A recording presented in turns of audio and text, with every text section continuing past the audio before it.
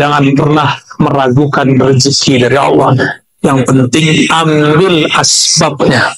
Maka rezeki kita bukan di tempat kita bekerja. Rezeki kita bukan oleh orang tua. Rezeki kita bukan di penguasa. Rezeki kita bukan pada para pedagang. Rezeki kita ada di... Kita baca Fatihah lagi untuk pengarang kitab ini, Imam Abu Hamid Al-Ghazali, dan sanad kita yang bersambung kepada beliau. Mu'allif hadzal kitab Al-Imam Al-Arif Billah Hujjatul Islam Abi Hamid Al-Ghazali qaddasallahu sirruhu wa bi asanidina al-mutassil ilayh. Al-Fatihah.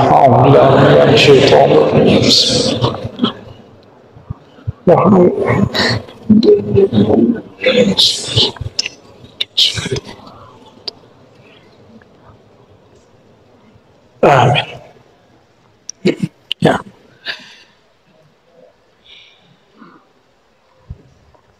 Qala al-Imam Abu Hamid Al-Ghazali qaddasallahu sirruhu, Kitab Tauhid wa Tawakkul. Kitab tauhid dan tawakal. Apa arti kata tauhid?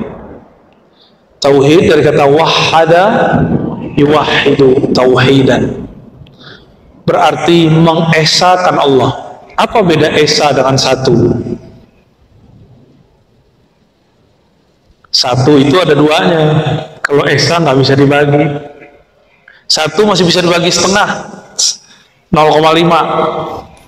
Kalau esa nggak bisa.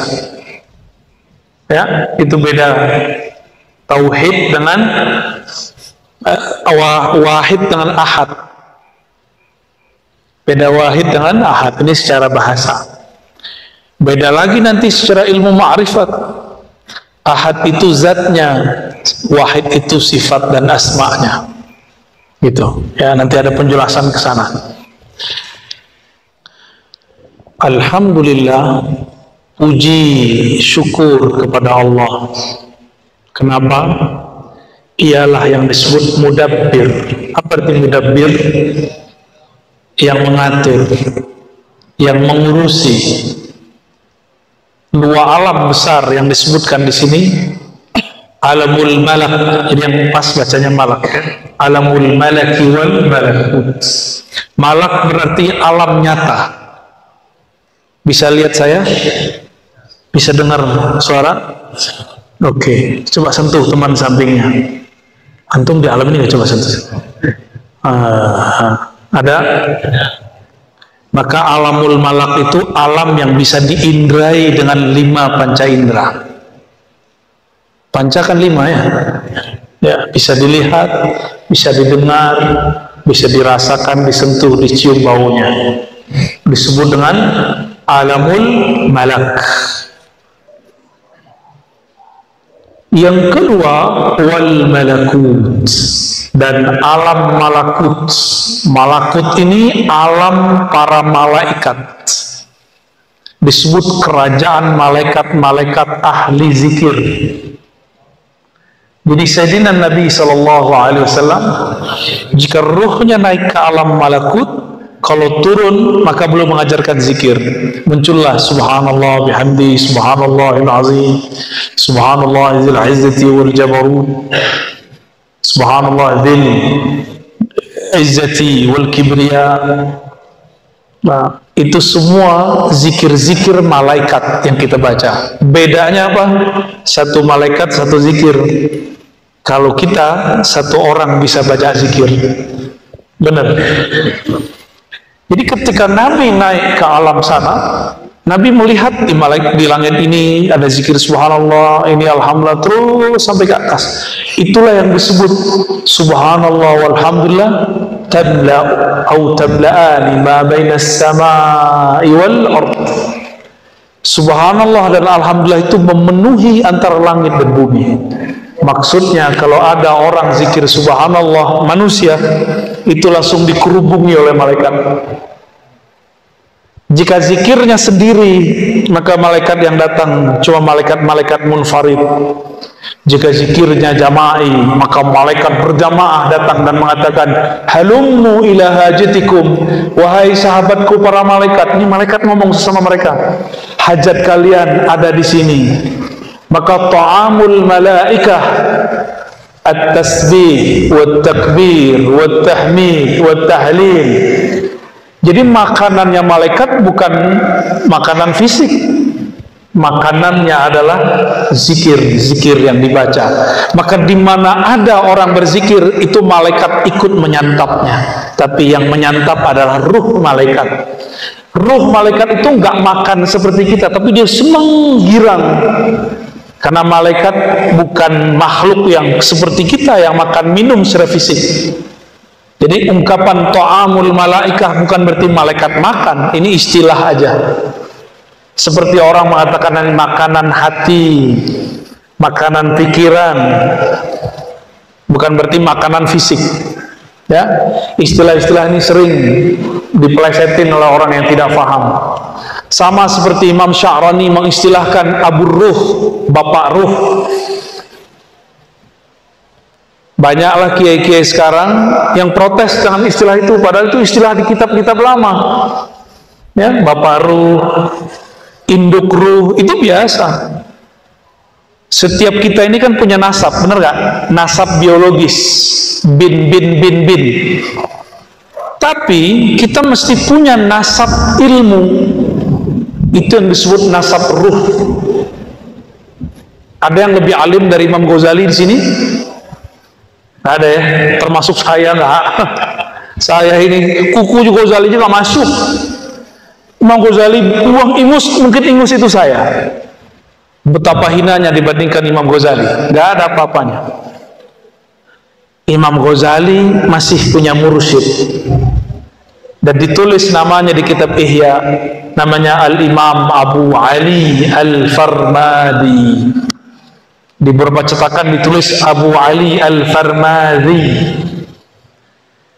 Imam Abu Ali Al-Farmadi ini gurunya beliau itu namanya Imam Abul Qasim Al-Qushairi, penulis kitab Ar-Risalah Al-Qushairiyah. Gak puas ngaji ke Abul Qasim, beliau pindah kepada Abdul Khaliq Al-Karkani. Dari merekalah Imam Ghazali mendapatkan sanad thariqah. Makanya Imam Ghazali itu zikirnya yang paling banyak dipakai dua, zikir Allah dan la ilaha illallah. Zaman sekarang jadi tarekat Naqsyabandi, jadi Qadiriyah, jadi Khalwatiyah, jadi Syaziliyah, itu pecah-pecahan dari tarekat beliau semua. Ya. Maka Imam Abdul Hasan Asy-Syazili mengatakan Al-Ihya, Ihya'un, kitab Ihya menghidupkan hati. Fakullu Syaziliyun Ghazaliyun, fakullu Naqsyabandiyun Ghazaliyun, fakullu Qadiriyun Ghazaliyun. Fakullun ya, bisa dibaca kullun atau kullu qadiri. Setiap orang yang Naqsyabandi, Qadiri, Syazili, Ba'lawi, semua mereka mengatakan kami bermanhaj tasawuf Imam Ghazali. Dan hatta al-yawm, sampai sekarang saya tidak pernah keluar dari manhaj itu. Ya, yang menuduh saya keluar dari manhaj itu berarti tidak baca kitab Ghazali, khususnya kitab ini. Bacalah sampai kitab Tauhid wa Tawakkul. Bacalah kitab Kimya'us Sa'adah. Banyak lagi kitab-kitab beliau. Ada Mishkatul Anwar, Masya Allah, itu kitab. Itu yang kita ulang-ulang sekarang, cuma kita istilahkan dengan istilah yang lebih mudah. Jadi jangan heran nanti hadirin, kalau nanti ada sesama ahlu sunnah nanti menganggap saya sesat, karena saya mengembangkan yang di dalam bab At-Tauhid wa Tawakkul. Kenapa? Di tengah-tengah beliau nanti ngomong ini,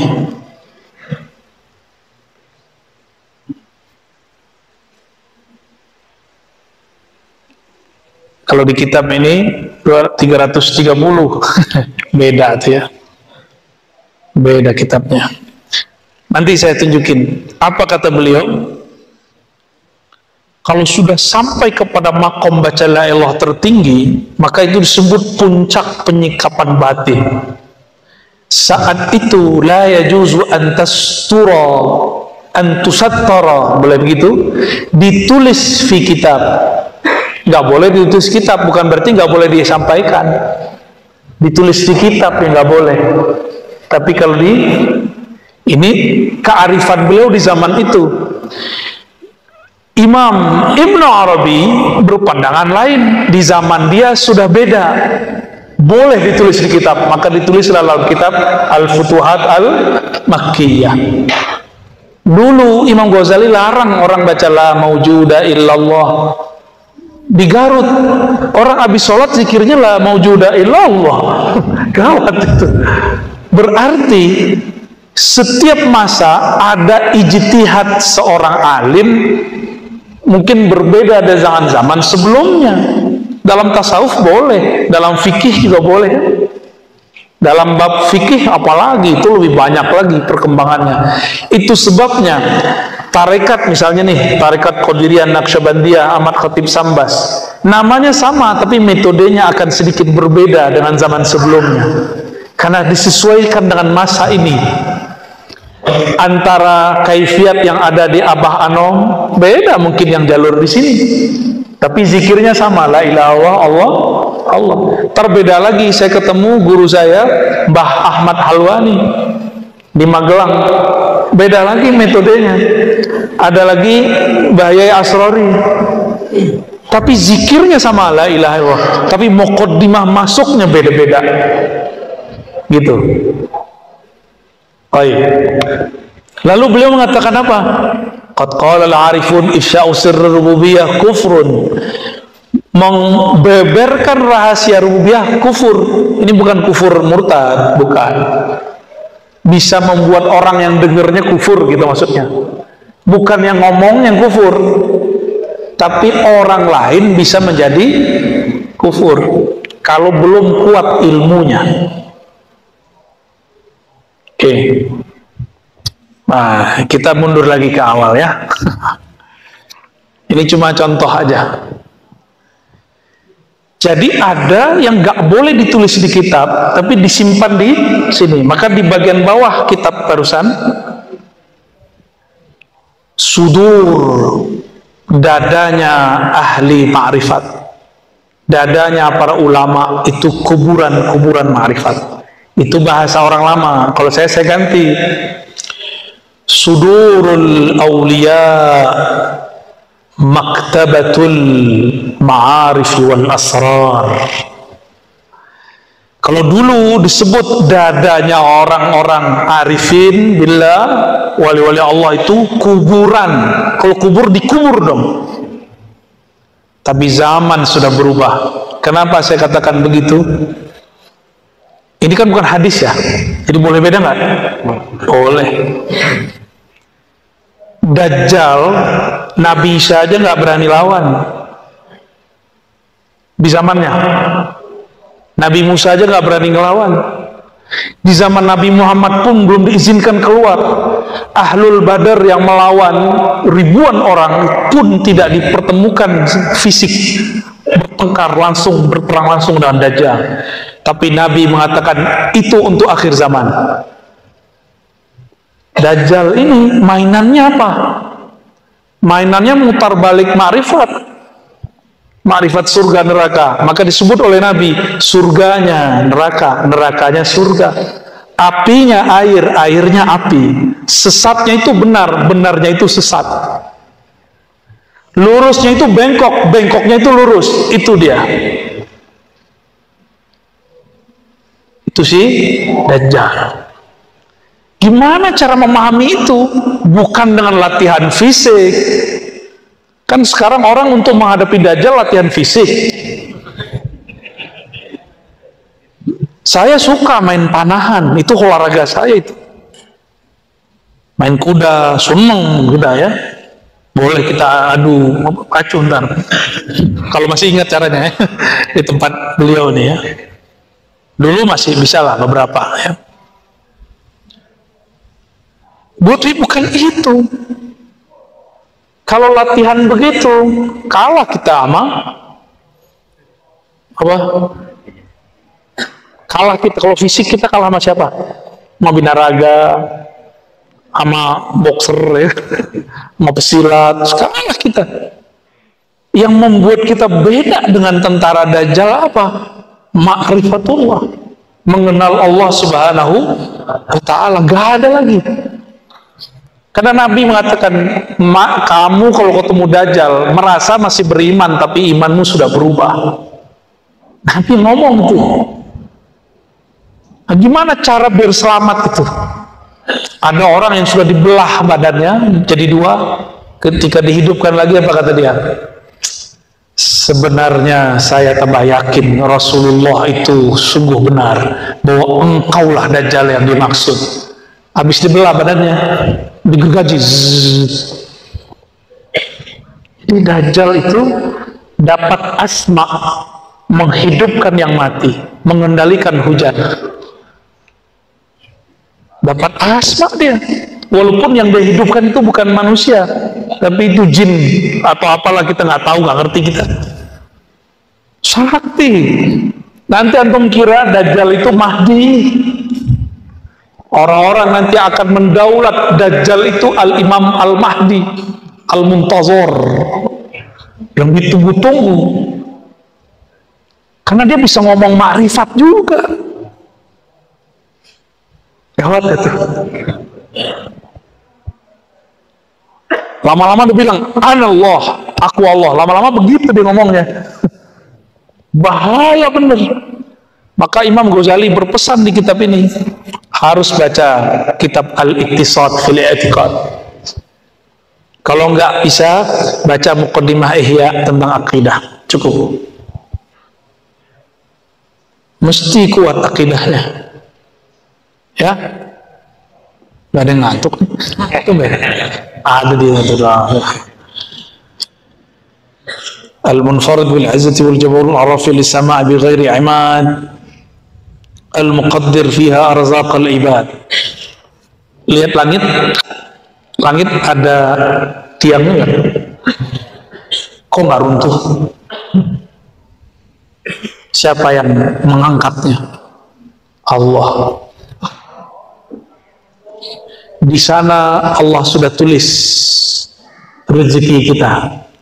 Imam Ghazali dalam Syarah Asmaul Husna, judulnya Al-Maqsad Al-Asna fi Syarhil Asma'il Husna, kata beliau, Ar-Razzaq, Allah yang maha berizki, maknanya dua, rezeki zahir materi atau batin immateri. Rezeki zahir, minum, makan, menikah, mobil, rumah, sehat.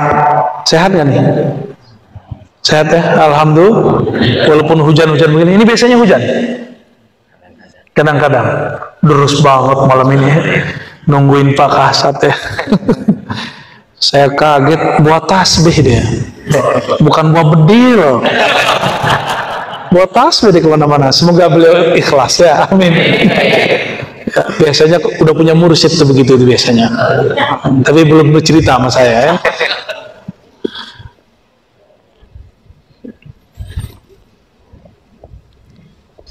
Ini langit yang di atas kita disebut as-sama'ud dunya.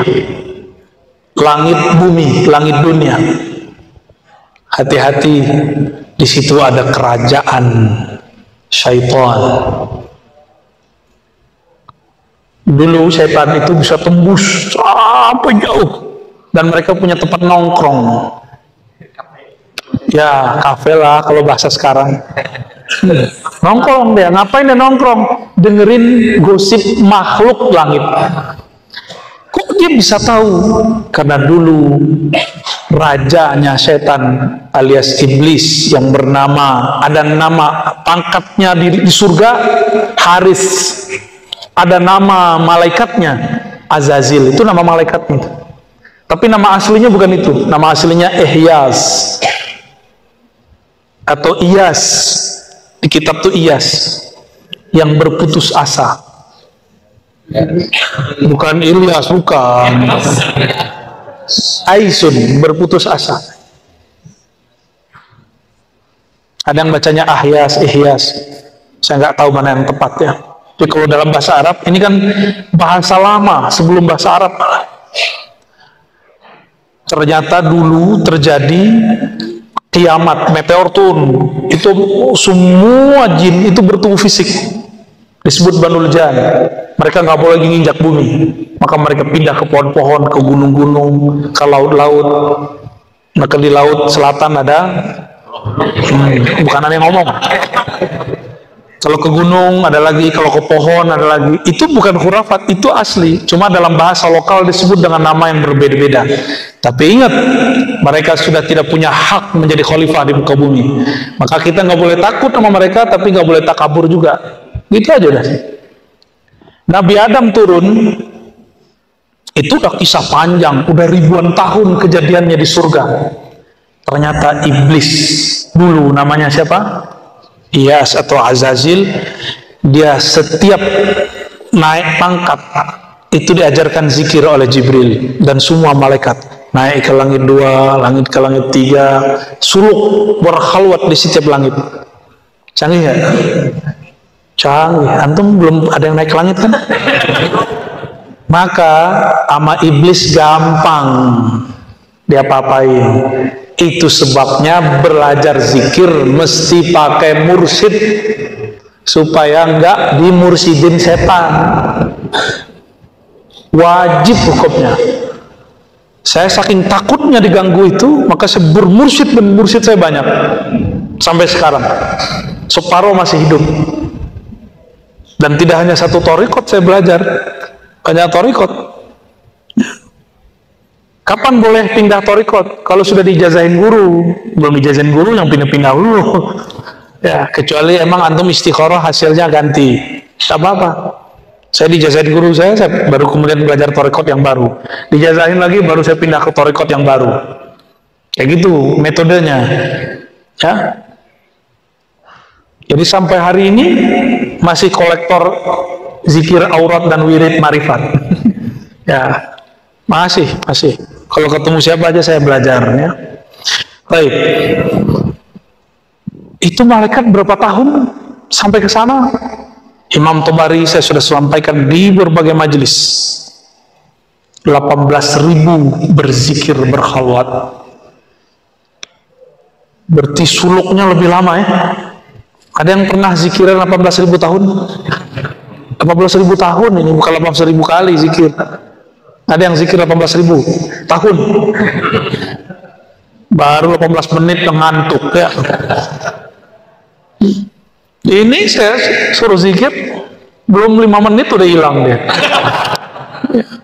Tapi hilangnya ruhaninya terbang. Matanya tidur, hatinya tidak tidur. Benarlah kata Nabi ya. Nabi kan ngomong al ulama warasatul anbiya. Ulama pewaris para nabi. Nabi itu matanya tidur, hatinya tidak tidur. Siapa tahu ya. Itu mesti diturunkan ke wali-wali. Santri-santri zikir mesti merasakan itu walaupun sekali seumur hidup. Karena itu warisannya Nabi. Mesti merasakan itu. Mata tidur tapi hati enggak. Antum harus ngalamin itu nanti. Dan itu maharnya zikrullah.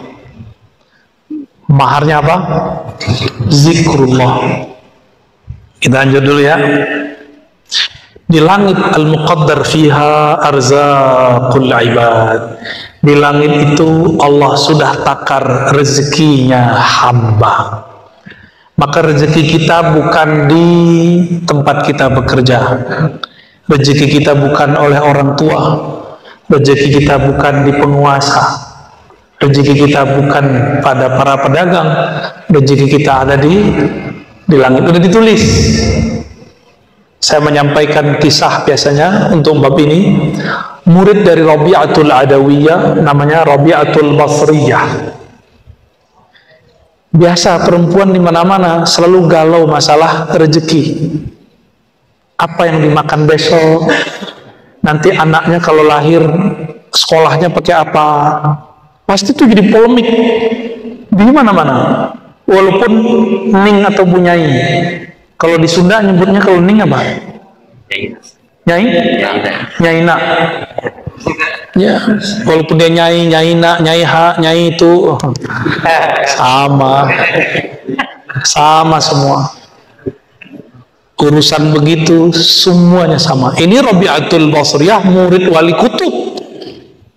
Murid wali kutub masih risau. Kata jemaah tabligh ini risau. Yang dirisaukan bukan gimana ngumpulin umat ke masjid, yang dirisaukan besok makan apa. Sampailah wiridannya baca surat Az-Zariyat, wa fis samaa'i rizqukum wa ma tu'adun. Terhentaklah Rabi'atul Basriyah ketika dengar dan baca ayat ini. Oh, di langit sudah dijamin ya. Di langit ada rezekimu. Wa fis samaa'i rizqukum wa ma tu'adun, dan semua yang dijanjikan untukmu. Percaya nggak sama Al-Quran? Saya benar. Antum gak usah khawatir besok makan apa. Yang penting kerja, ambil asbab. Rezeki masa depan kita serahkan kepada pemilik langit dan bumi. Al-yawm nudawiluha bainan nas. Hari keberuntungan itu Allah kilir aja. Giliran dapat bersyukur berbagi, giliran gak dapat ya urut-urut dada lah. Taib. Jadi yakin kepada Al-Quran, jangan pernah meragukan rezeki dari Allah. Yang penting ambil asbabnya. Dagang-dagang, ngajar-ngajar, ngantor-ngantor, apa terserah. Yang penting harus ada asbabnya. Selevel Nabi Muhammad SAW, itu tangannya chipnya surga, fingerprint surga dia tangan Nabi. Wallahi, apa yang beliau mau lewat tangannya selesai.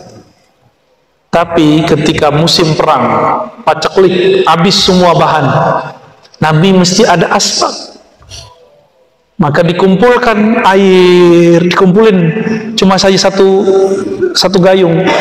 Nabi begini kan, keluar air dari tangannya. Tetap harus ada asbab. Kalau enggak nanti orang menyembah Nabi Muhammad SAW.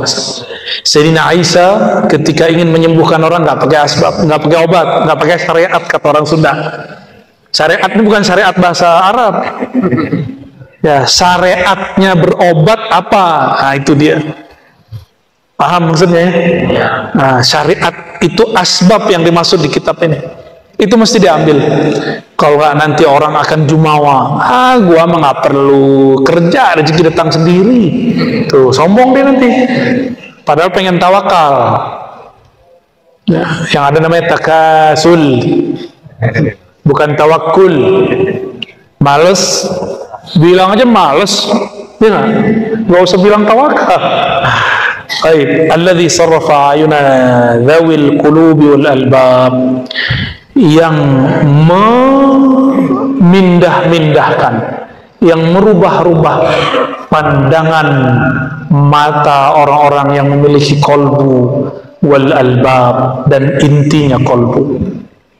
Jadi kolbu itu masih ada intinya lagi, namanya fuad. Di dalam fuad ada lagi lub, dalam lub dalamnya sir. Itu Allah yang mindahin. Allah yang mindahin, bukan guru, bukan mursyid, tapi lewat mursyid. Mesti ada, kalau nggak iblis itu yang bekerja. Ya. Dari mana kolbunya supaya berpindah dari memandang makhluk, memandang asbab kepada pencipta asbab. An mulahazatil wasaiti wal asbab ila musabbibil asbab. Dari memandang nasi yang mengenyangkan.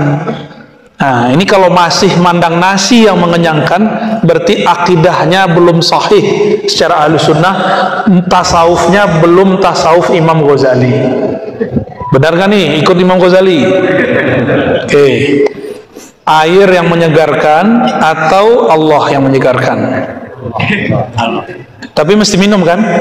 Minum dulu ya. Bismillahirrahmanirrahim.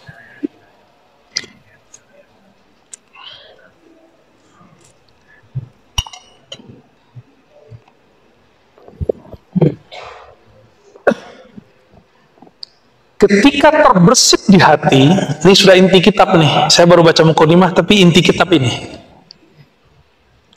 terbersit di hati saya bahwa yang menyegarkan itu air. Maka kata Imam Ghazali dalam kitab ini, itu syirik yang tersembunyi, syirik khafi. Gimana? Makan, terbersit bahwa makanan itu mengenyangkan, itu syirik khafi. Terus gimana caranya? Maka bacalah ini. Jadi orang baca muqaddimah Imam Ghazali udah jadi wirid. Ini muqaddimah ma'rifat, ma'rifatut tawakkul, ini dia. Kalau orang sudah diberi ma'rifat tawakul, bertawakal, beralih pandangnya dari nasi yang mengenyangkan kepada Allah yang menciptakan nasi. Akidah Ahlussunnah, ada satu kelompok lagi namanya Mu'tazilah, jangan salah paham. Kelompok Mu'tazilah bilang Allah menitipkan rasa kenyang di nasi secara tabiat, secara hukum alam. Maka setiap orang makan nasi mesti kenyang. Karena tabiatnya nasi mengenyangkan. Hati-hati, itu bukan Ahlus Sunnah. Jadi ya, disebut dengan hukum tabi'i. Apa namanya? Hukum tabi'i inilah yang dianut oleh para filosof, oleh orang-orang fisika. Ini dulu yang dianut Ibnu Sina dan Al-Farabi, Aristoteles. Ini yang dikritik oleh Imam Ghazali. Maka Imam Ghazali membersihkan akidah Ahlussunnah dari pandangan-pandangan filsafat yang menyimpang. Jadi filsafat ada yang menyimpang, ada yang benar. Jadi gimana? Obat, apa ada kesembuhan di obat? Banyak orang berobat gak sembuh. Allah tidak menitipkan kekuatan kesembuhan pada obat. Ini akidah Ahlussunnah. Tidak menitipkan secara tabiat kenyang dalam nasi, segar dalam air. Kalau nggak percaya, lihat orang mau sakaratul maut, minumnya banyak nggak berhenti, tapi dia nggak segar-segar. Udah pernah lihat?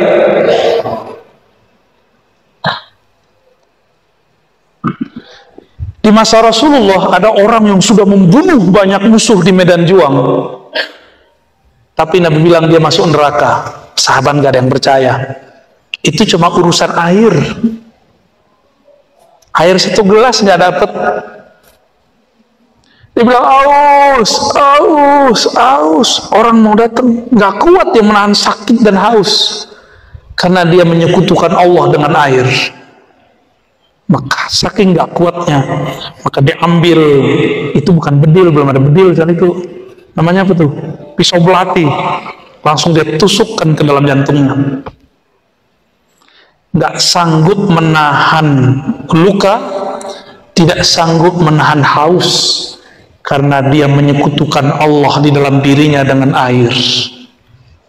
Nanti ada masa hujan nggak turun-turun, paceklik di mana-mana, sawah-sawah tidak bisa menumbuhkan padi lagi.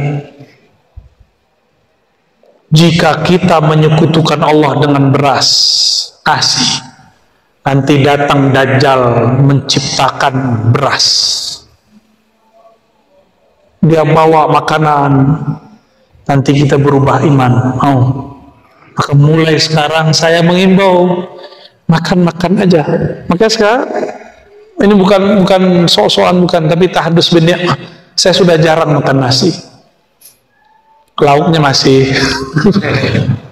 Mengurangi aja, ngurangin. Mulai hambar, makan itu mulai hambar. Kalau bukanlah karena badan ini butuh makan, saya nggak makan, kira-kira begitu. Udah mulai begitu rasa hambar mau makan. Tapi kadang-kadang balik lagi ke ahwal manusiawinya, makan lagi. Apalagi orang Sunda kan punya nasi enak tuh, apa namanya? Siliwet, nah itu berarti arrozinya lagi muncul tuh. Alhamdulillah kemarin ya. Alhamdulillah. Seandainya nggak ada air, nggak ada nasi, terus ada orang bawa itu, berubah nggak keyakinan kita? Maka nanti ada masa kita kenyang tanpa makan, karena sudah mengenal siapa yang mengenyangkan. Kita akan segar tanpa minum, karena sudah mengenal siapa yang menyegarkan. Siapa itu? Allah. Itu makna kalam. Jadi Imam Ghazali buat mukaddimah itu isinya kitab. Maka nanti mungkin malam ini cuma mukaddimah aja kita baca. Sama loncat satu bab, satu fasal. Ya. Gak masalah. Seperti Ibn Arabi setelah Ibn Ghazali, itu dia buat syair di setiap bab. Paham syairnya, paham sampai ujung bab. Imam Ghazali ngerti kalau kita susah baca syair, maka dia pakai nasar, prosa. Alhamdulillahirabbil. Maka saya sangat cinta kepada Imam Ghazali. Sangat-sangat cinta kepada Imam Ghazali. Dan saya sangat cinta kepada orang-orang yang mengajarkan kitab Ghazali, walaupun dia anak muda. Sangat-sangat takzim kepada orang yang khidmat kepada ajaran Imam Ghazali. Dan sangat sedih jika ada yang bilang Ghazali khurafat, Ghazali sesat, Ghazali nggak ngerti hadis. Ya salam. Yang ngomong begitu Sahih Bukhari belum khatam. Imam Bukhari khatam Sahih Bukhari dan wafat kitab Bukhari di dadanya. Oh, banyak hadis palsu. Bukan hadis palsu, ente yang nggak ketemu hadisnya. Saya ketemu hadisnya. Ini ahli hadis. Ini santri hadis saya. 4 tahun dia ngaji hadis sama saya. Bahkan lebih, kan ngabdi beberapa tahun. Khatam hadis. Ini kalau mau nanya hadis, tanya dia aja. Hitungan menit bisa dikeluarin. Lengkap dengan kualitasnya apa. Insya Allah, tanya aja deh. Baru tahu ya. Gak usah jauh-jauh ke Syekh Albani, Syekh Umar Fahmi aja.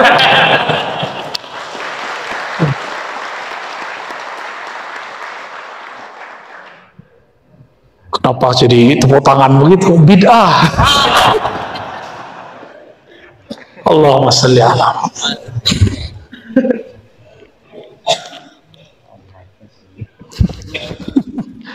Terrepot ya habis ini ya. Masya Allah. Ya, syukran. Allah lah yang mengangkat himmah. Bahasa Arabnya himmah itu semangatnya ruhani, ingin mencapai makom yang tinggi, disebut himmah. Contohnya nih, kan lagi sibuk kerja nih, terus ngomong, ya Allah, coba kalau saya libur, saya akan ngaji kepada para ajengan, para kiai. Itu namanya himmah. Terus pas liburan malah nginep di villa, berarti himmahnya jatuh. Gitu.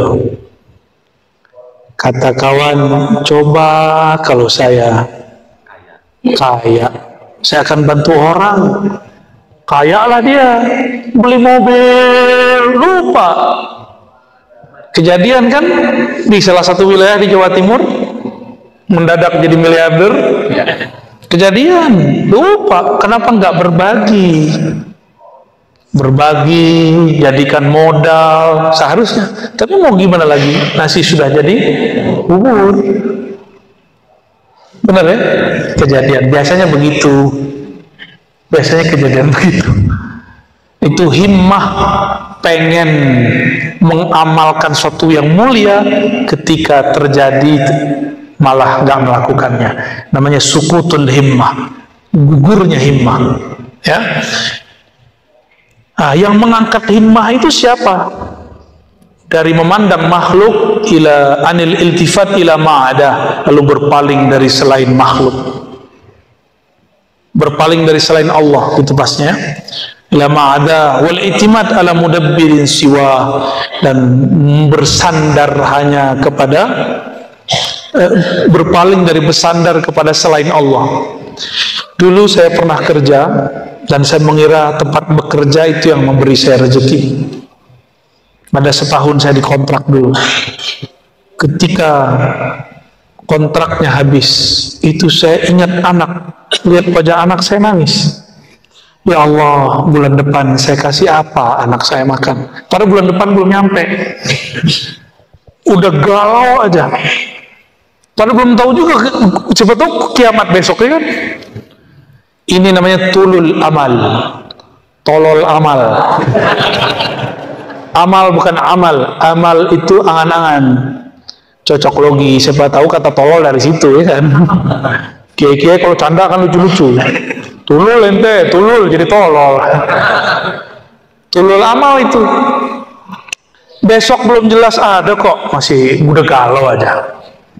Bahkan 1 detik setelah ini kita nggak boleh galau, apalagi 1 hari, apalagi 2 hari, apalagi 1 bulan. Gak usah dipikirin, itu wilayahnya Allah. Wilayah Allah jangan coba-coba dimasuki. Masih goib sama kita. La ya'lamul ghaiba illallah, kecuali dikasih tahu, disirkan Allah dalam kalbu kita. Jangan coba-coba masuk. Suatu kali Imam Abu Yazid Al-Bustami, wafatnya sama dengan Imam Muslim, pengarang Sahih Muslim, 261 Hijriah. Beliau ini kan makmum biasa, subuh dia sholat, habis sholat dia zikir. Abu Yazid ini kalau zikir masih sampai syuruk, sampai terbit matahari baru dia beranjak. Bahkan kalau lagi asik ma'rifatnya, diteruskan sampai ke duha. Lagi asik diteruskan sampai zuhur. Melihat pola hidupnya begini, berarti dia kalau punya kerjaannya ditinggal. Ini bukan untuk ditiru ya. Ini Abu Yazid dengan wali kutub, antum wali kutub kupret. Wali daya. Anda baru dengar Islam gitu. Imam masjid, hafiz Quran, hafiz sunnah, mengerti fikih, jago ilmu akidah. Melihat dia, Pak Yazid, bi ayyi syai'in taqutu hadzal yawm? Kamu makan apa hari ini? Ngejek. Orang kerja ke pasar ente di sini, orang kerja di ladang ente di sini. Makan apa ente hari ini? Diejek sama tuan imam. Kalau Pak Imam nyebutnya sini apa? Apa? Pangersa imam? Pangersa. Oh ya, saya waktu di Sukabumi itu dipanggil pangersa, kaget. Pangersa itu orang mati bukan? Bukan, ternyata pangersa penghormatan yang mulia. Sempat kaget, pangersa. Kirain almarhum. Salah paham saya. Harus kursus lagi berarti.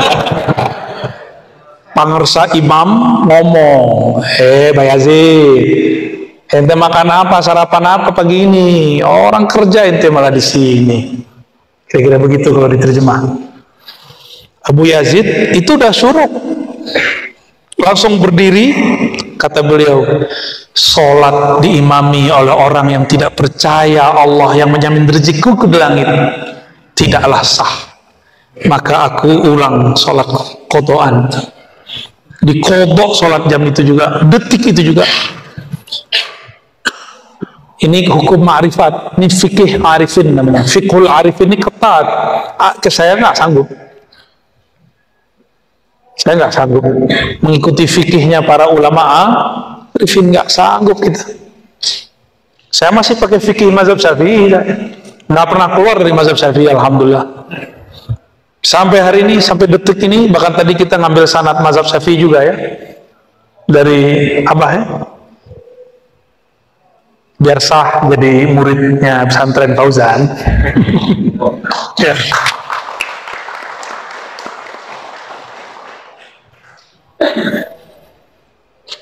Imam Abu Yazid menganggap sholat tidak sah dipimpin oleh orang yang tidak yakin bahwa Allah Maha Razzaq. Beratnya tuh. Antum jangan sok-sokan ngomong ma'rifat lah.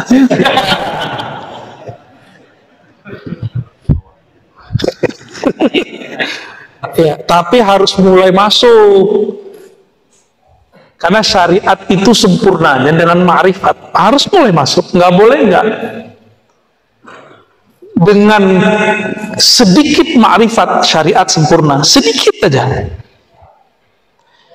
Seseorang yang merasakan lezatnya bermakrifat, makrifat itu kan mengenal, maka beban syariat langsung hilang. Karena kita sudah kenal siapa yang kita sayangi, maka berangkat pagi pulang sore pun kita lakukan untuk menafkahinya.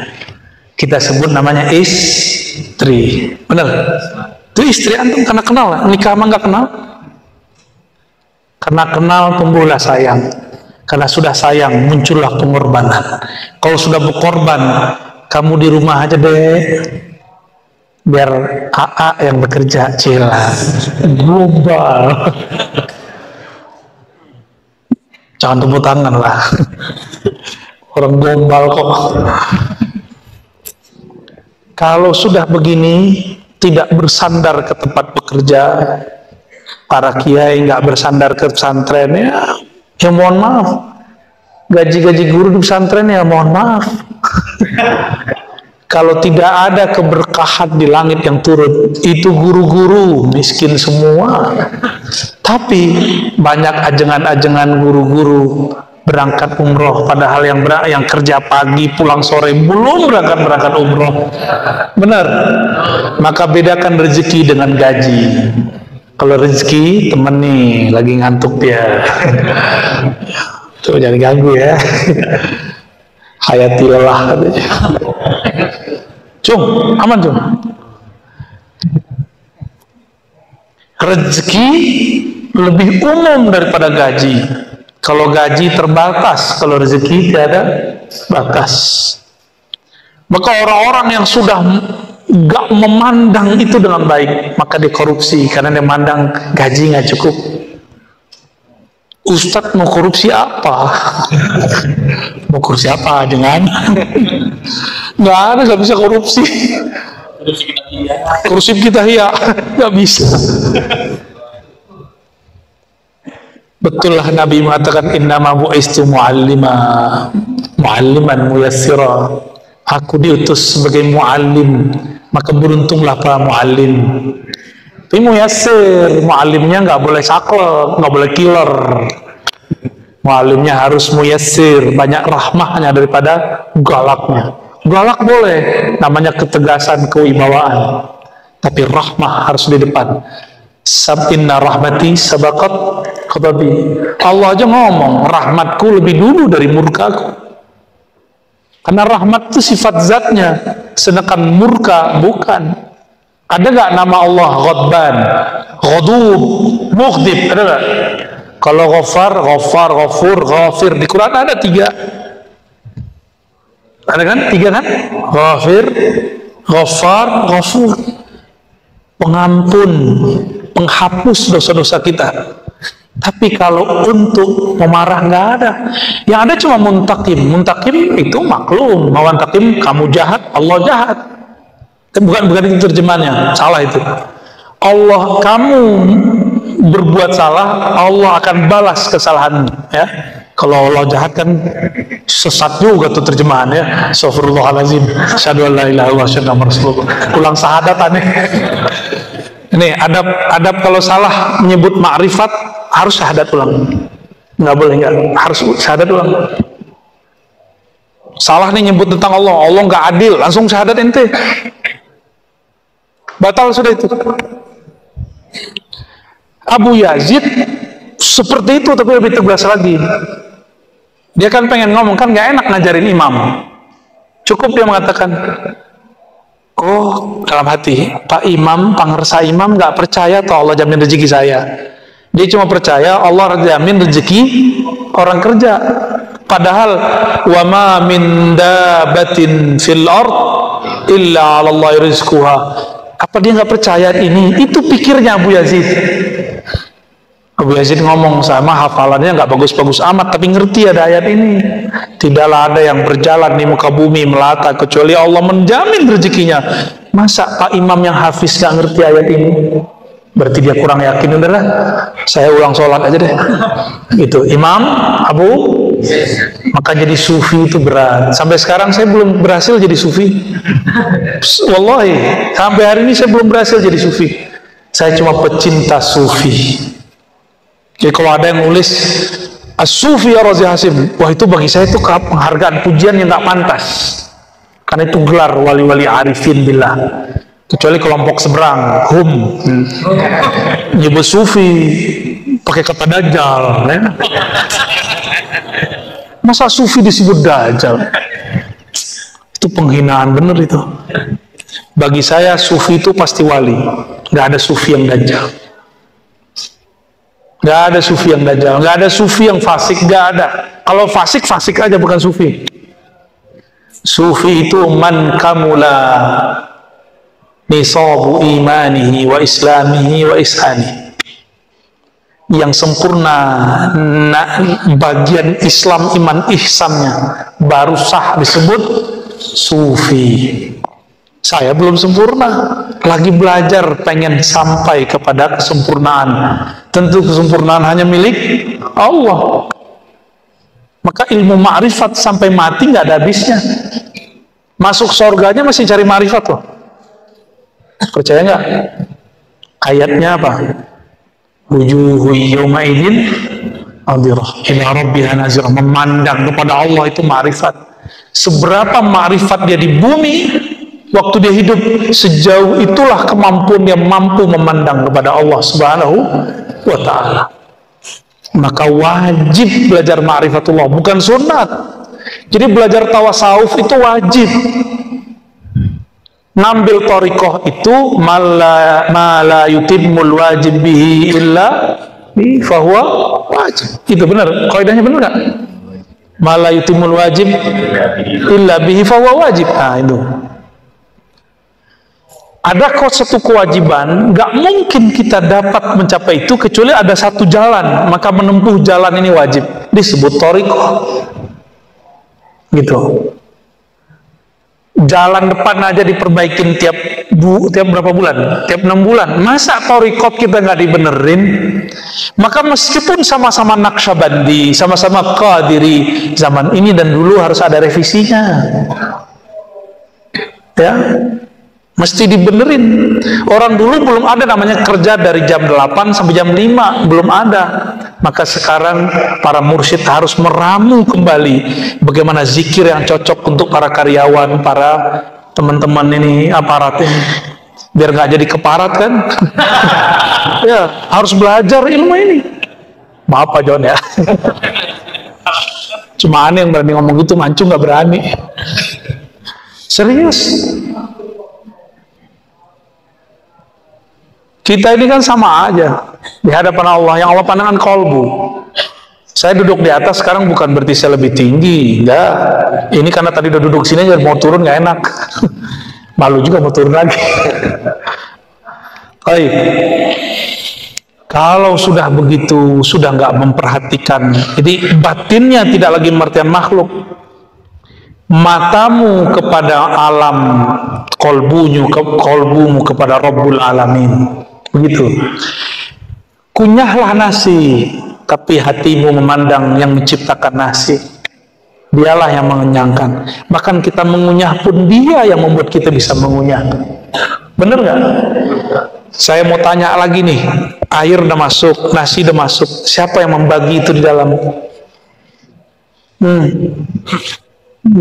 Antum pernah bagi nggak? Nasi. Kamu sini ya. Air. Gak bisa. Kalau udah kebanyakan, ya pengen ke belakang. Bener nggak? Pernah mencret, nggak bisa nahan nggak? Tanda kalau kita tidak menguasai diri sendiri. Itu yang disebut Rabbul Alamin. Dan saya di mana-mana nanya ini. Pak Ustadz punya obat kan? Bisa nahan keluar nggak obatnya? Ban jangan keluar dulu, mau ngelamar orang nih. Bisa nggak? Anak-anak muda nih jerawatan, bisa nggak nahan jerawat keluar? Nggak bisa. Sudah mulai keriput, bisa nggak nahan keriput itu? Lalu siapa yang melakukan ini? Itulah yang bakal kita bahas nanti ya. Nah, di sini ada kalimatnya. Falam ya'budu illa ya ilman bin nudus wa annahu ma min darratin illa ilallahi khalquha. Tidak ada satu biji zarah pun di alam semesta kecuali Allah lah yang atur penciptaannya.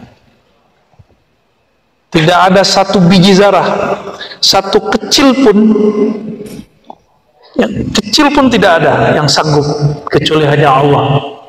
Maka uban kita apapun di badan ini semuanya Allah Subhanahu wa ta'ala. Berarti ada nggak di tubuh saya, di tubuh antum semua, dari ujung rambut sampai ujung kaki Allah tidak urus? Ada nggak? Nggak ada. Demikianlah dekatnya Allah kepada kita. Kalau saya pegang-pegang ini, berarti saya dekat nggak sama barang ini? Allah bilang, itu kolbumu aku yang bolak-balik. Berarti dekatnya Allah sama kolbu sedekat benda dibolak-balik oleh tangan. Tapi kata Imam Ghazali, cukup sampai di situ, jangan dijelaskan lagi. Ya, nggak boleh diterusin. Berarti udah dong ngajinya. Ya. Wa ma min dabatin illa 'ala Allah rizquha falamma tahaqqaqu annahu li rizqi ibadi dhaminun bi kafilun tawakkalu 'alaihi fa qulu hasbunallahu wa ni'mal wakil. Ketika orang bermakrifat mesti ada zikirnya, maka mustahil orang ngomong makrifat nggak punya wiridan. Ngomong makrifat ngerocos tapi nggak sholat, nggak mungkin. Dia ngomong makrifat tapi nggak punya wirid, nggak mungkin, mesti ada wiridnya. Dan wiridnya orang bertawakal itu dua, hasbunallah wa ni'mal wakil, dan yang kedua la ilaha illallah. Dan teman-teman pasti sudah dapat sanad talqinnya, bagaimana cara menghentakkannya dalam kolbu. Kok dari pusar ke ubun-ubun ke bahu kanan dihunjam ke jantung? Kan mirip-mirip sama agama sebelah tuh ya. Ya, plus tapi panjang ke bawah ya. Enggak, beda. Ini beda.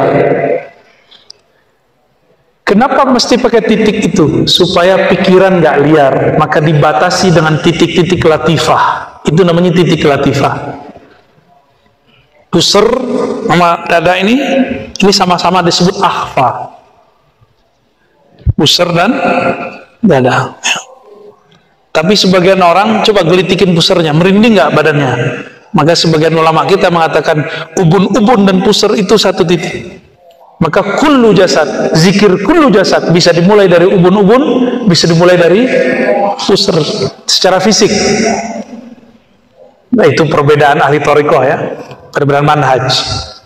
Makanya dimulai zikir lah dari pusar, digetarkan dari situ, masuk ke alam ini alam apa di sini? Alam khayal, alam fikiran, supaya fikiran kita tidak memikirkan makna, dibawa ke bawah kanan supaya dia bisa seperti orang kalau mau memukul, dia perlu ini nggak, tarik ke belakang nggak? Nah, itu namanya apa tuh? Ancang-ancang. Jadi dibawa ke kanan itu ancang-ancang, ngawahan. Ah, dapat kosakata baru lagi. Dia ngawahan untuk dihentakkan ke dalam jantung, supaya tembusnya tidak hanya di jantung tapi masuk ke dalam kolbu. Itulah zikirnya Syekh Ahmad Khatib Sambas, Qadiriyah Naqsyabandiyah. Sudah tenang kolbunya, dihentak, cukup zikir khafi, habis kalimah, sisalah ismul jalalah, Allah, Allah, Allah. Ya. Kemudian Allah ini diturunkan lagi jadi hasbunallah wa ni'mal wakil. Jadi orang baca Allah bisa maknanya cukuplah Allah, cukuplah Allah. Maulana Imam Shibli, murid Imam Junaid, kawan Halaj diperkarakan Shibli aman, padahal pengalamannya 11-12. Sama-sama mengalami yang dialami Syekh Siti Jenar, persis sama. Tapi Syekh Shibli, Imam Shibli menahan-nahan. Imam Halaj tak tertahan. Nah, itu bedanya Halaj sama Syekh Siti Jenar. Syekh Siti Jenar sama Sunan Kalijaga kan makomnya sama, tapi Sunan Kalijaga bisa menahan karena mursyidnya beliau Sunan Bonang, ahli syariat, ahli hakikat. Jadi dengan syariat yang ketat, gejolak di batinnya itu tentang ma'rifatullah itu bisa dia tahan. Itu Sunan Kalijaga. Syekh Siti Jenar enggak, dia bersyariat tapi ma'rifatnya lebih dominan. Oh, udah jadilah, tapi nggak seperti di film-film Sunnah apa? Wali Songo ya, itu wali songo-songoan itu. Tapi bolehlah menghibur. Senang juga kita nontonnya dulu waktu kecil.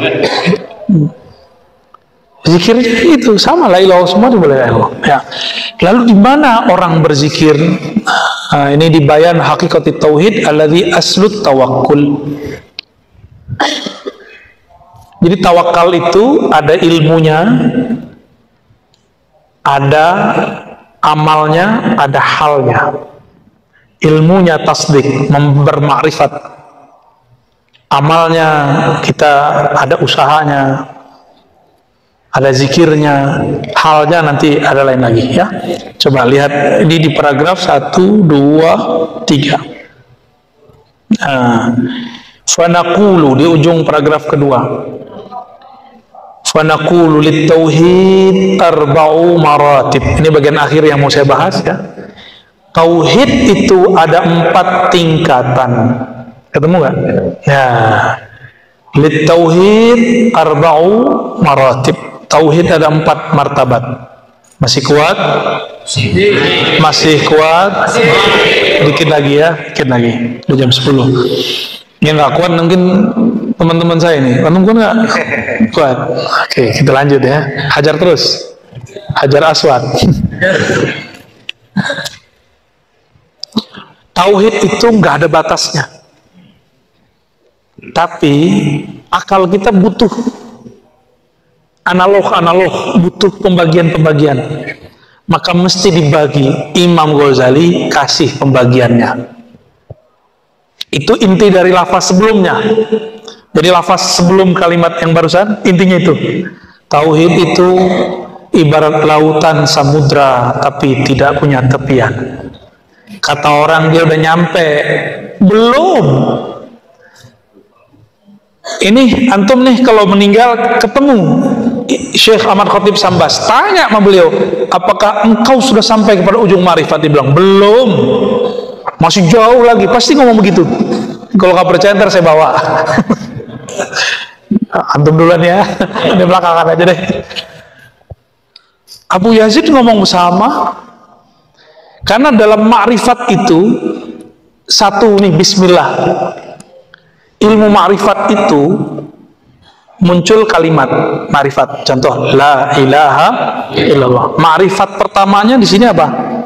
Martabah pertama yang disebut lub ya. Ayyakul al-insan bilisani la ilaha wa qalbu ghafilun. Ini ma'rifat munafik. Berkata seorang manusia dengan lisannya la ilaha, tapi kolbunya lalai. Ini ma'rifat munafik. Bahkan munkirun lahu katauhidil munafiqin. Ya, kalau ghafil disebut tauhidul ghafilin. Jadi kita bedakan dua. Ghafilin dia lalai, berarti korbunya berpenyakit, masih bisa disembuhkan. Tapi kalau sudah munafiqin, la dawa alaih, nggak ada lagi obatnya.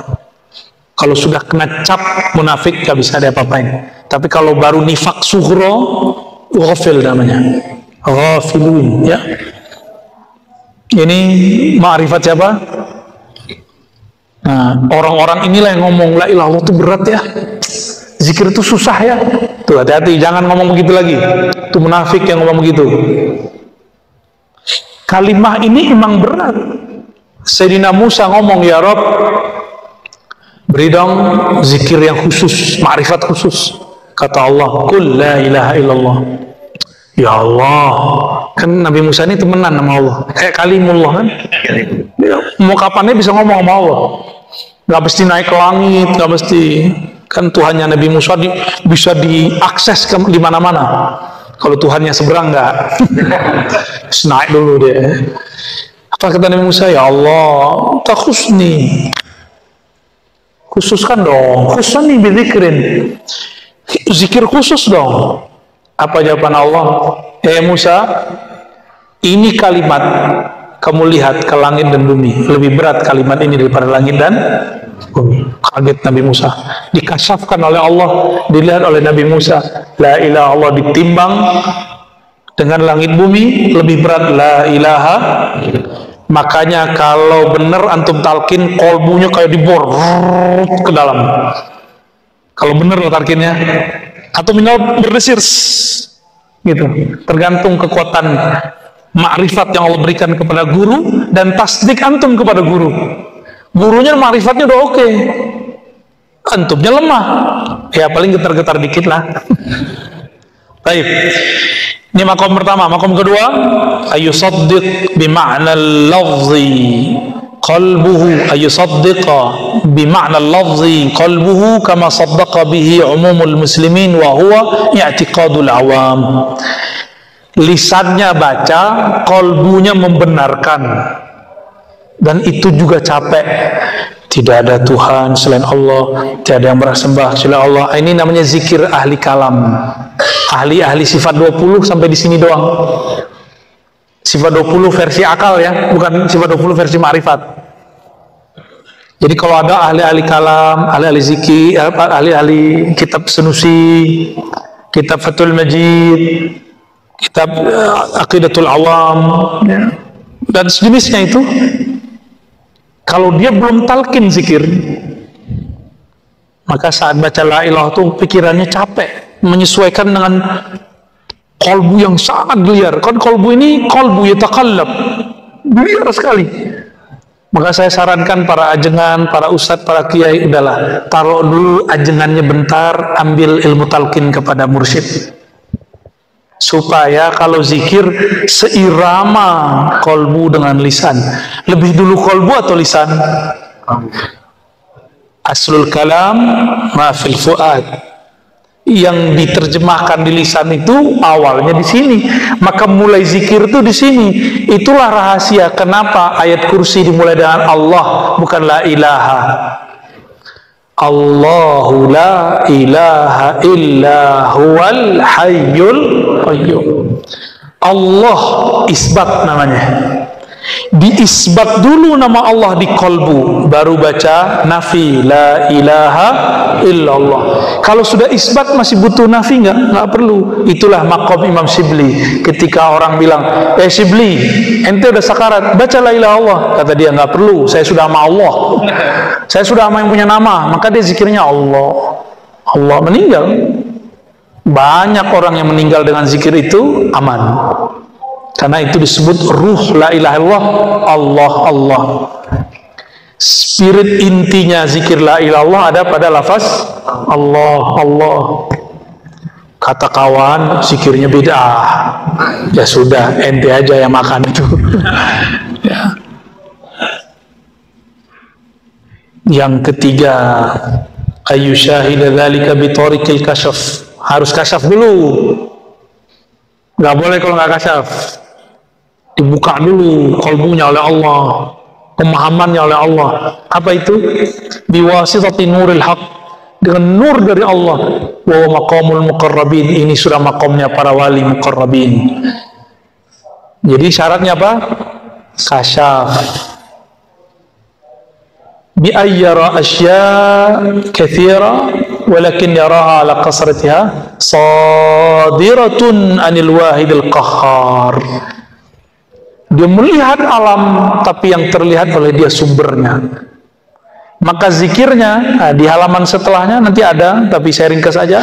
Zikirnya adalah lisan baca la ilaha illallah, batinnya la fa'ila illallah, atau kullu syai'in sadirun anillah, gitu maknanya. Baca tiada Tuhan selain Allah dengan lisan, tapi batinnya mengatakan tiada yang berbuat kecuali Allah. Nah, apapun yang terjadi sama kita. Ini sekarang antum kalau lihat ada orang yang mengingkari kajian ilmu ruh yang saya buka, itu siapa yang mengizinkan terjadi itu? Allah. Mungkin teguran bagi saya, kurang tepat menyampaikannya, atau memang dia yang salah paham. Harus sama-sama insaf, ya. Jadi kita nggak boleh marah juga orang ingkar kepada kita. Siapa tahu kita salah ibarat, ya bisa jadi.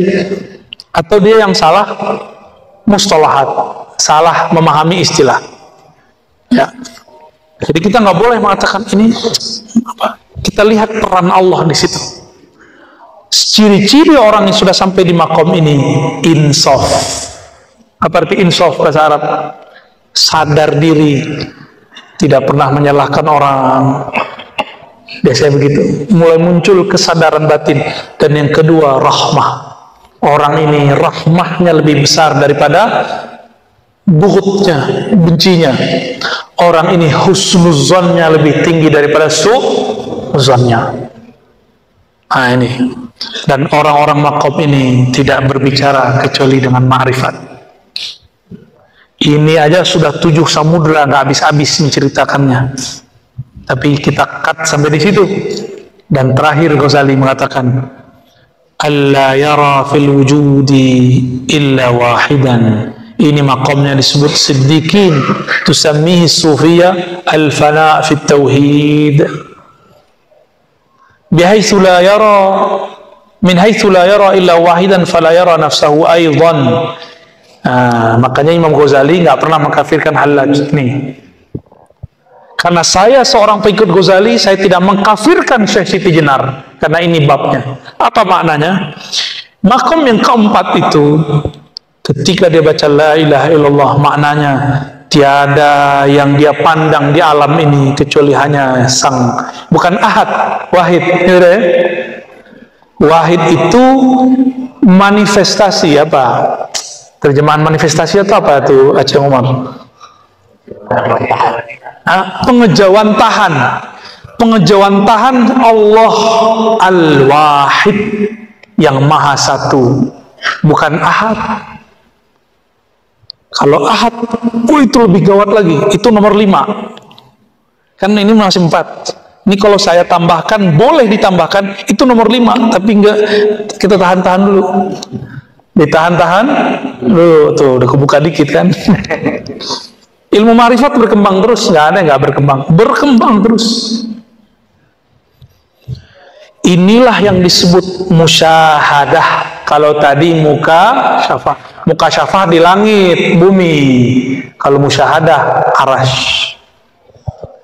Disebut siddiqin. Maka orang ini, mau dia bergelimang maksiat apapun, pasti Allah selamatkan nanti. Ya. Li'annahu min haitsu la yara illa wahidan fala yara nafsahu aidan. Orang ini, jangankan makhluk, dirinya aja dia nggak lihat. Inilah makomnya Al-Hallaj, Syekh Siti Jenar. Maka Al-Hallaj nggak lihat dirinya. Maka yang ngomong anal haq bukan dia saat itu, tapi lidahnya dipinjam oleh sang dia, Allah Subhanahu. Maka itu disebut wajhur rububiyah. Rububiyahnya Allah bertajalli pada tubuhnya, bukan pada tubuh, pada dirinya Hallaj. Ghazali faham itu. Maka Ghazali, kalau boleh dikalamkan, Ghazali ngomong begini, seandainya aku qadi pejabat zaman itu, aku tidak akan fatwakan sesat Al-Hallaj. Aku tidak akan bunuh Al-Hallaj. Al-Hallaj itu gawat tuh bunuhnya. Tangannya diikat, kakinya diikat, ini diikat, bukan hanya disalib. Udah berapa ikatan tuh? Kuda, pancung 5, darahnya menyebar kemana-mana. Ini baru benar, darahnya harum. Kalau yang ono kan khurafat.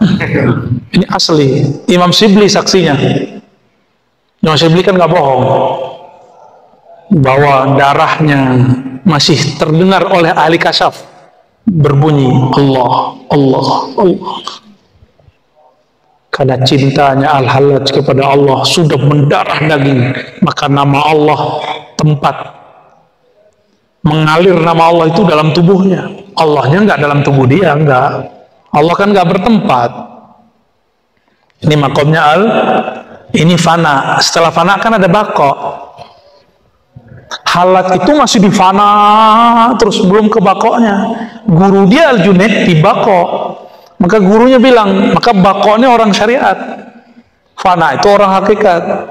Digabung disebut Al-Muhammadi. Ya, makanya Imam Ibrahim Al-Khawas kata Sya'rani Al-Muhammadi, syariat dan tarekat hakikatnya stabil, balance. Ya. Halat itu lagi duduk begini, dia lihat muridnya ada yang mewarisi Nabi Isa, dipanggil kamu Isa. Jadi dia nggak menyebut orang. Salah fahamlah para pendengar, dikira itu reinkarnasi. Padahal dia nggak ngomong reinkarnasi, dia ngomong kamu pewaris Nabi Isa, tapi dia bilang langsung kamu Isa, kamu Musa, kamu. Itu kejadian pada zaman Al-Hallaj. Disebutkan kisahnya oleh Imam Zahabi dalam Syiar A'lamin Nubala. Imam Zahabi punya dua pendapat, ada yang baiknya, ada yang negatifnya. Wah, ini panjang kalau diceritain, saya tutup aja deh. Maka saya sarankan yang berzikir la ilaha illallah, la maujuda illallah di dalam hati aja, jangan dilafazkan, karena syaratnya mesti kasyaf. La ilaha illallah harus kasyaf. La maujuda illallah mesti musyahadah. Ini yang disebut maqam ihsan. Maka untuk boleh melafazkan itu hanya bagi orang-orang yang muqarrabin dan siddiqin. Kalau belum nyampe, maka haruma, kata Imam Sya'rani, haruma min ayyasila ila dhalikal maqam. Dia mustahil, haram sampai ke maqam itu. Jadi nggak boleh bilang la maujuda illallah kecuali sudah sampai di maqam itu. Supaya nggak kena gimana? Harus tambahin la maujuda bihaqqin atau bizatihi, baru boleh dilafazkan. Maka siapapun yang berzikir seperti ini harus ditambahin la ma'buda bihaqqin, la fa'ila bihaqqin, la maujuda bihaqqin, baru boleh. Kalau enggak, haram hukumnya untuk sampai dia ke makom itu. Begitulah hukum ma'rifat, lebih tegas dari hukum syariat. Jadi antum jangan suuzon, fikihnya orang syariat itu nggak ada apa-apanya dibanding fikihnya orang ma'rifat. Di ma'rifat salah adab kufur, di fikih kan dimaafkan. Tapi orang fikih mengira orang syariat, orang hakikat ma'rifat itu nggak bersyariat. Kalian nggak mengerti lautannya luas, nggak mengerti bagaimana dahsyatnya kemegahan istana-istana rohani mereka. Di sana amal soleh bagi orang awam dianggap amal buruk karena masih ada sesuatu selain Allah di kolbunya. Ya, hasanatul abrar sayyiatul muqarrabin. Orang awam bilang soleh, tapi mereka bilang belum soleh. Tadi Abu Yazid imam, bagi imam ini sudah soleh, bagi jamaah itu sudah soleh, tapi bagi Abu Yazid itu bukan kesolehan, belum soleh dia. Gitu ya. Alhamdulillahi rabbil, gimana? Masih sempat diskusi ini. Ya adalah khusus untuk Fauzan saya kita kasih. Assalamualaikum warahmatullahi wabarakatuh. Saya salah satu pengajar kesuaraan di sekolah tinggi dan pendidikan bisnis syariah atau kemarin kita banyak berdiskusi tentang perbandingan akidah kedua. Saya ingin menjelaskan konsep tentang wahyu hadis. Dan belajar juga hadis yang baru dari Syekh. Masya Allah, dapat kosakata jorok. Baik ajengan. Pertama tentang perbedaan tauhid Wahabi gitu ya, dan Ahlus Sunnah Asy'ariyah.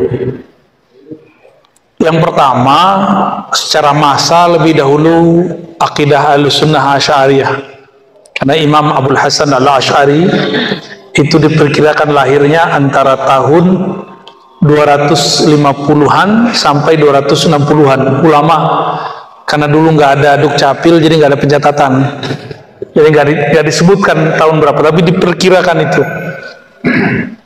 Berarti 40 tahunan lebih hidupnya di zaman salafus saleh. Dan dia meriwayatkan hadis dari gurunya, namanya Imam Zakaria As-Saji, murid dari Imam Ahmad bin Hanbal. Dari beliaulah Imam Al-Asy'ari meriwayatkan akidah Imam Ahmad bin Hanbal. Maka di kitab Al-Ibanah beliau mengatakan, akidah saya ini akidah Imam Ahmad bin Hanbal.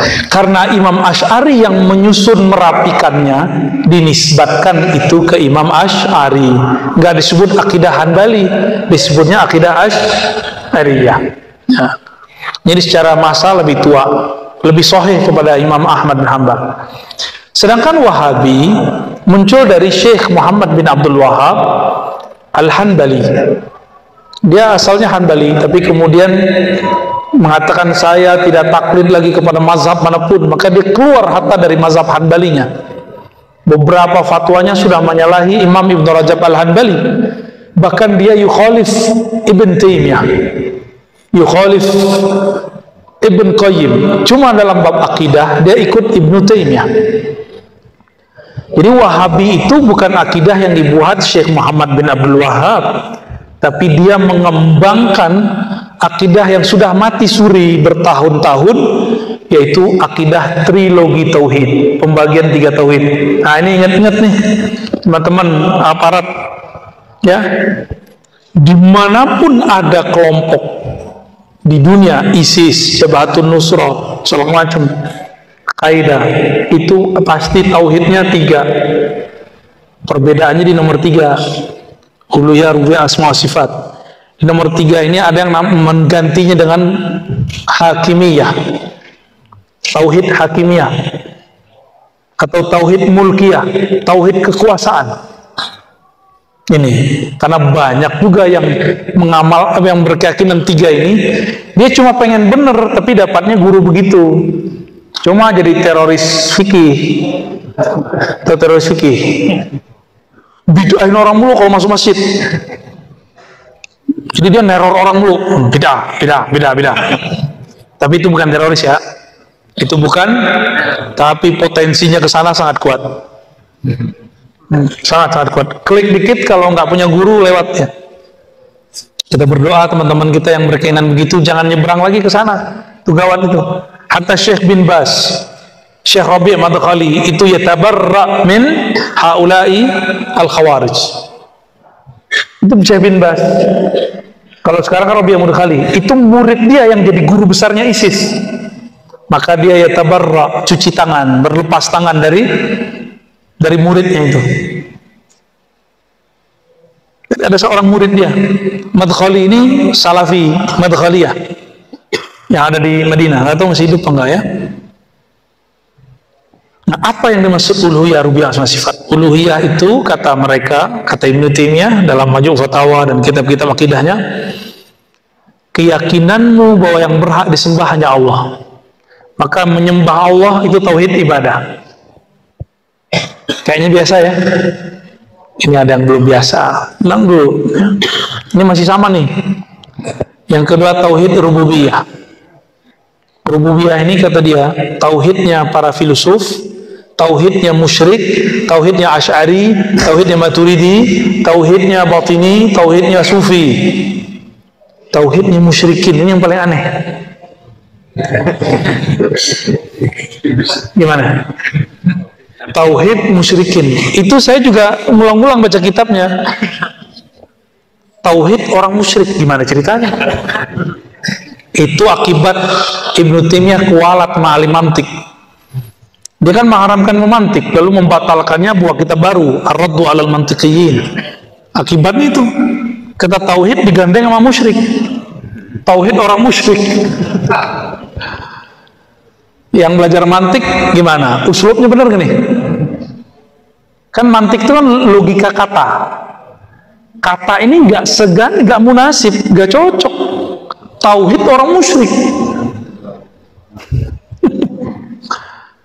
Inilah keganjilan syuzuz Ibn Taimiyah yang diambil oleh Muhammad bin Abdul Wahab. Ya ghafarallahu lahum. Semoga Allah ampuni.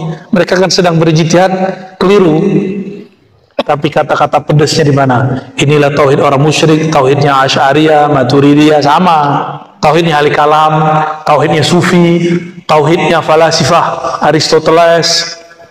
Jadi antum yang belajar sifat 20 itu sama kayak orang musyrik tauhidnya, versi Ibnu. Baru tauhid rububiyah. Itu sebabnya kata Ibnu Taimiyah, kenapa sufi nyembah kubur bisa nyembah Allah. Tuhannya banyak, bisa bertawasul. Bagi Ibnu Taimiyah tawasul itu syirik. Makanya Soleh Fauzan, saya berulang sampaikan, kitab dia diajarkan di pesantren modern di Indonesia sekarang. Saya berharap para kiainya mengkaji kembali. Ini berbahaya para kiai, berbahaya. Nunggu meledak aja ini.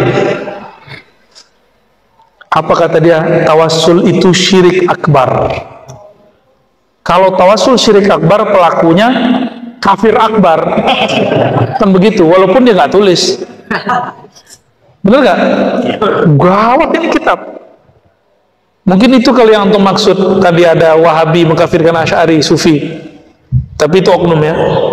Mereka cuma berani sampai di situ. Tapi dia nggak memikirkan akibat ngomong begini.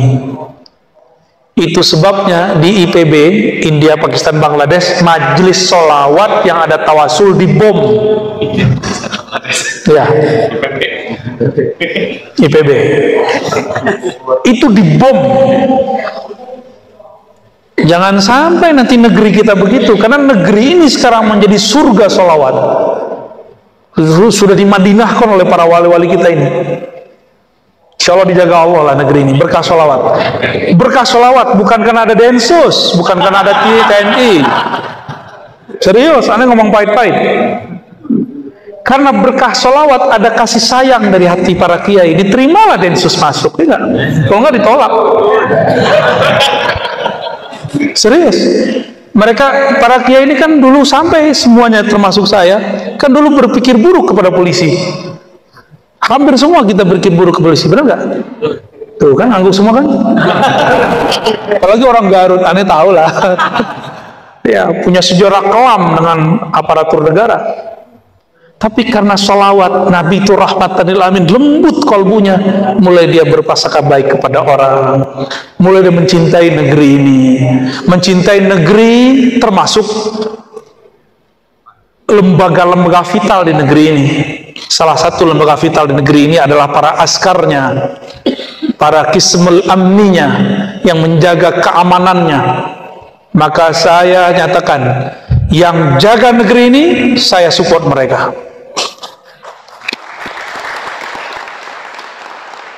Yang berjuang menjaga keamanan negeri ini berarti dia teman kita, saudara kita. Ya. Coba-coba ganggu negeri ini, musuh kita. Kembali ke tauhid rububiyah. Tauhid rububiyah itu dianggap oleh kelompok Wahabi tauhid di luar mereka. Di luar mereka baru sampai tauhid tauhid pertama dan ketiga belum ada yang menyempurnakannya kecuali mereka. Itu keyakinan teman-teman kita Wahabi Salafi. Yaitu ijtihadnya mereka, nggak usah marah-marah juga, biarin aja ya. Ya, saya nyampein begini kan nggak ada muka kesel kan? Ada dikit ya. Ini perbedaannya. Jadi mereka nganggap kita ini belum tauhid uluhiyah karena masih suka tawasulan, suka tabarukan kan? Seharusnya mereka itu nggak pernah berobat kalau sakit. Ya. Karena itu tabaruk sama dokter. Bahasa lainnya. Kan sama aja. Ke kiai didoain air, dikasih daun. Ke dokter dikasih resep, sama aja. Sama kan? Kenapa ke kiai nggak boleh ngambil berkah, ke dokter boleh ngambil resep? Emang lebih berkah dokter daripada kiai? Nah, enggak, kan nggak begitu. Yang ketiga tauhid asma dan sifat. Asma dan sifat versi mereka tidak boleh mentakwil mutlak terhadap sifat dan nama Allah. Jadi kalau disebut yad, tangan secara bahasa ya tangan. Tapi tangan Allah berbeda dengan makhluk. Makhluk kecil, Allah tangannya gede. Allah istawa al-ars, bersemayam. Saya itu duduk, saya ini duduk lagi bersemayam di atas kursi. Beda dengan makhluk. Kalau makhluk duduk di atas kursi, lebih gede kursinya dari makhluknya. Kalau Allah lebih gede dia daripada arasnya. Dia yang gede itu sepertiga malam terakhir masuk ke dalam bumi, masuk ke langit pertama sama dunia. Dulu almarhum Tengku Zulkarnain nyandain tuh. Berarti Allah ngisut dong, nyandain mereka. Ya juga ya, benar nggak? Allah kan maha besar. Di mana kesalahan semua ini? Allah itu wujudnya wujud benda atau bukan benda? Benda bahasa Arabnya jisim. Kullu jismin mutahayyizun, gitu kaidahnya. Setiap jisim mesti bertempat. Kayaknya itu pertanyaan doang nih, antum doang ya. Yang lain nggak usah habis. Gue mau habis. Setiap benda mutahayyizun. Setiap jisim mesti bertempat. Malaikat itu jisim, namanya jisim nurani, jisim cahaya. Kita kan punya darah, mereka punya juga, tapi bukan darah fisik, bukan darah air, na'i, darahnya darah nurani. Ini istilah aja, istilah disama-samain, dikiaskan. Mereka punya tubuh juga, makanya disebutkan dalam surat Fatir, uli ajnihatin masna wa sulasa wa rubah. Ya, itu malaikat punya sayap. Ada dua, tiga, empat. Itu bukan ayat poligami, itu bukan. Ya, itu ayat tentang sayap. Dua, tiga. Jadi 3 di sini, 3 di kanan, kiri. 4 di sini, 4 di begitu, 8 jadinya. Malaikat masih butuh tempat. Tempat yang paling sering dikunjungi majelis ta'lim, majelis zikir. Ke tempat itu kalau orang kasyaf tuh ngeliat tuh ada yang turun naik turun tiap hari. Maka pesantren itu diberkahi karena malaikat naik turun.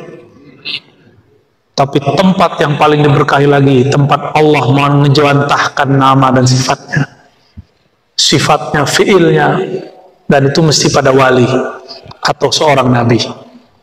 Ya, kembali ke sini tadi asma dan sifat. Ini muskilah mereka.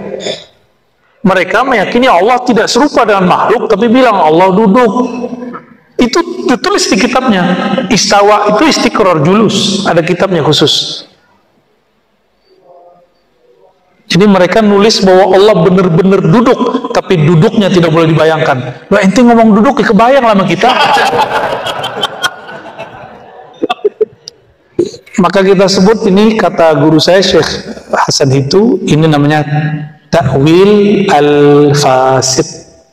Takwilnya fasid, takwilnya rusak. Mesti dibenerin, diislah. Mesti diislah. Ini tauhid mereka begitu. Maka jangan coba-coba takwil istiwa depan mereka. Bisa dihabisin antum, apalagi dosennya sendiri. Ya, kita pada dosennya. Terus yang kedua tadi tentang bayat ya. Man mata, ada satu versinya, man mata walam yabi' mata maitatal jahiliyah. Siapa yang mati belum berbayat, matinya jahiliyah. Ini yang ngomong siapa? Yang ngomong siapa nih barusan? Saya. Bukan, saya meriwayatkan hadis. Hadis siapa? Rasulullah SAW, riwayat Bukhari dan Muslim dengan beberapa redaksinya. Nabi itu kadang jadi seorang suami, kadang jadi guru, kadang jadi panglima perang, kadang jadi direktur zakat, kadang jadi seorang pemimpin. Nabi ngomong begini, babnya apa nih? Bab sebagai suami?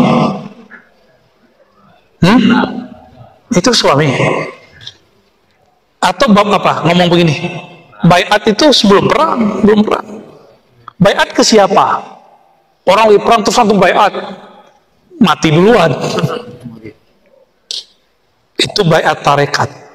Maka baiat ini ada baiat tarekat, ada baiat organisasi, ada baiat kelompok tertentu yang mengatasnamakannya dirinya harokah kah, daulah kah, ini banyak macam baiat. Maka di Thariqat baiatnya bukan baiatnya Thariqat itu cuma kesetiaan murid mau berguru. Tapi saya sudah hapus itu, walaupun saya punya ijazah Thariqat. Bagi saya yang ada sekarang cuma talqin aja, talqin mengaji. Maka Thariqat saya salah satu yang paling besar adalah ngaji. Di kemana-mana kita ngaji kitab. Jadi tempat yang paling sering saya kunjungi itu pesantren, karena ngaji kitab.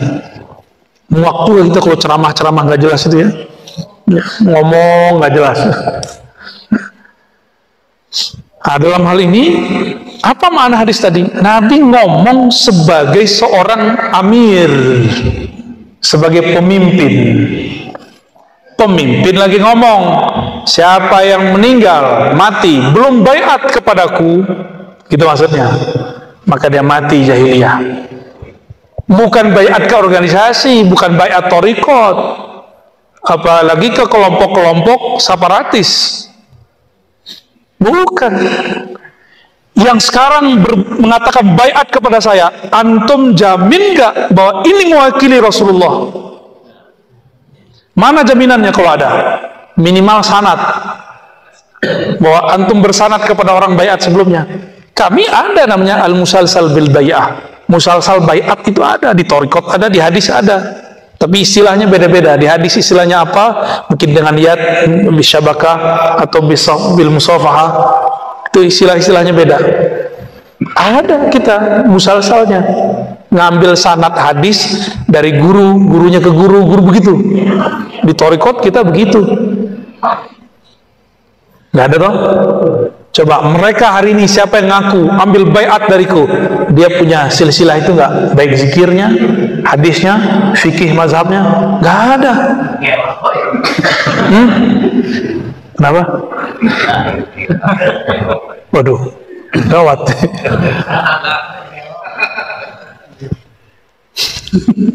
Kayaknya sakit hati juga ya. Coba tanya semua orang yang sekarang bilang baiat saya, atau baiat ke kelompok saya, baiat ke harokah saya, baiat ke daulah saya. Nggak ada sanadnya. Dia bawa otoritas Nabi, tapi Nabi nggak nyambung sama dia.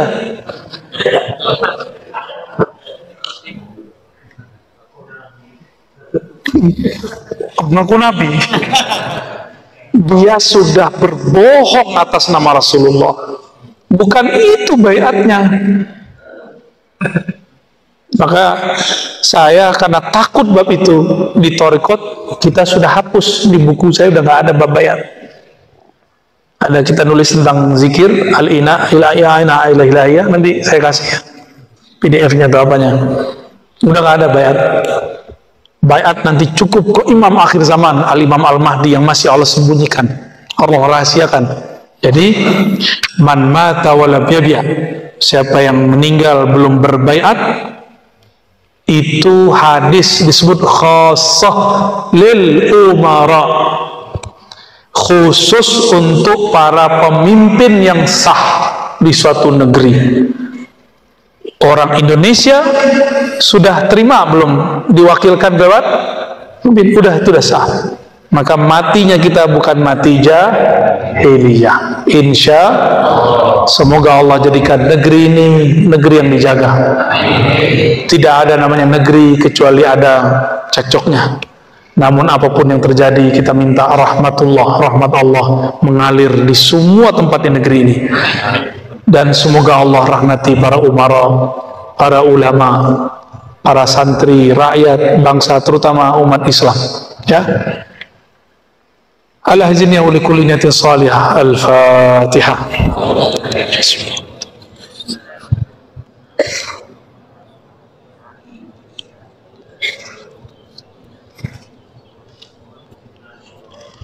Allahumma rahman rahim ya karim ya azim ya mudabbir al-malakut wal malak, ya Allah yang maha menguasai alam semesta, menguasai diri kami, menguasai negeri ini, menguasai semua negeri.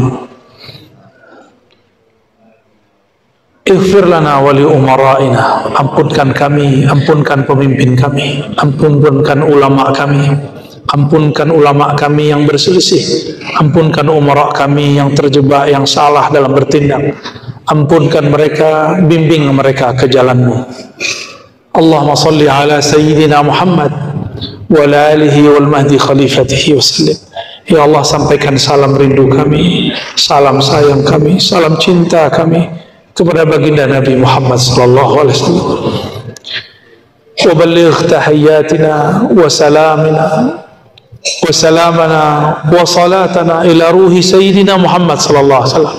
Sampaikan ya Allah, meskipun tidak sempurna, salam kami, rindu kami, cinta kami, maaf kami kepada ruhaniah Rasulullah sallallahu alaihi wasallam.